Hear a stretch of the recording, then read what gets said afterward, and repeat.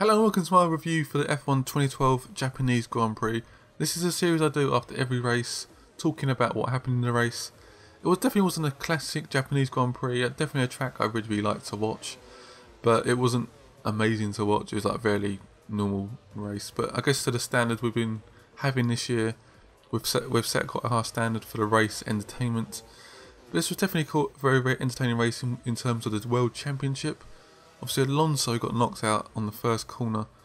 I think it's more a racing incident, nothing really more than that. I think Kimi Raikkonen tried to sort of stay away from tried to sort of back off, but Alonso was a bit all over the place and perhaps a tiny bit clumsy and perhaps should have been a little bit more careful. But he's still first in the championship, even though it looks like the Red Bull are very fast at this moment in stage, and they've got more body parts coming for Korea. There's a lot more development coming their way, so this could be potentially where we see the championship sort of change. To be honest, I reckon Vettel's going to be winning the championship now. As before this race, I would have said Alonso. So yeah, that's definitely a very important race in the calendar this year. That's been a very important race for the World Championship for Vettel. Also means the McLaren catched up a little bit to look near Alonso, so that was quite good for them. I think Lewis Hamilton had a lot of problems with his car setup. He didn't really have the performance, which is very unfortunate for him. I think he would have done well to get like a second place or a third place to really sort of get closer to Alonso and just closer to like the very top of the championship. But had a very good race. Obviously started quite low down. I think started in 8th position. Got a very good start with all the commotion.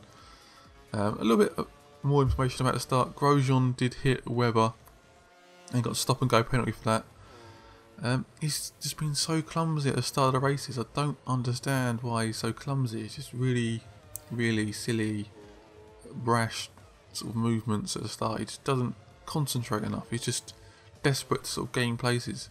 I think as it gets more on and the fact it's getting more towards the end of the season, the more desperate he gets to want to sort of improve his situation within that team and get that seat for next year.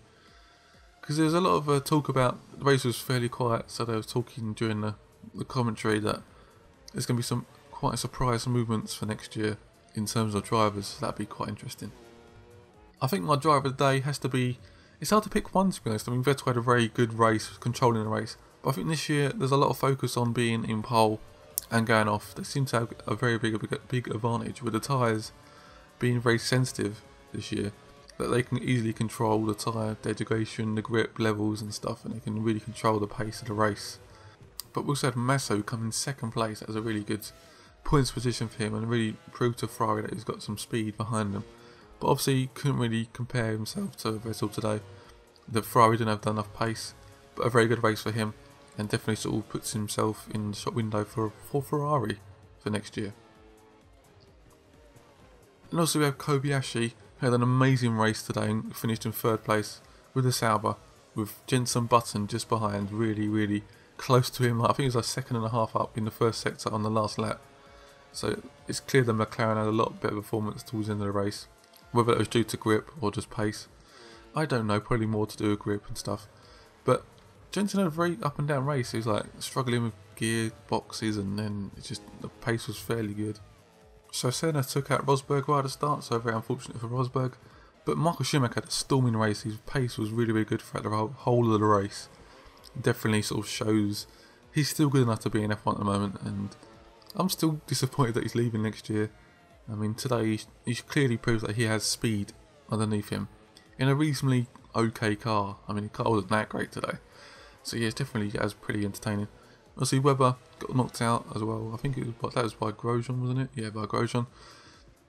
And he managed to get into the points and just, I think he came at 8th position in the end.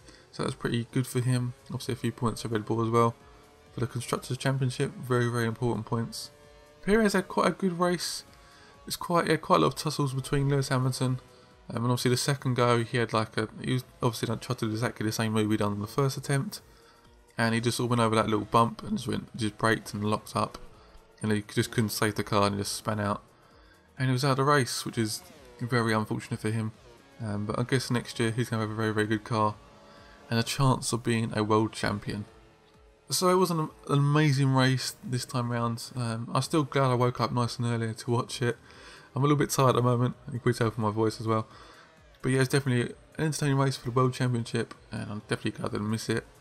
And yes, so it should be, I think Vettel's probably in a strong position to take the championship now, with Alonso and Ferrari struggling for performance, and not being able to get a decent amount of upgrades is definitely starting to hamper their season. Alonso's been very lucky this season, I think, to stay in first. There's always like someone going out, whether it's Vettel, Lewis Hamilton. So yeah, it should be good racing next time round. So I'll see you again then for my preview and reviews. And I'll see you again very, very soon.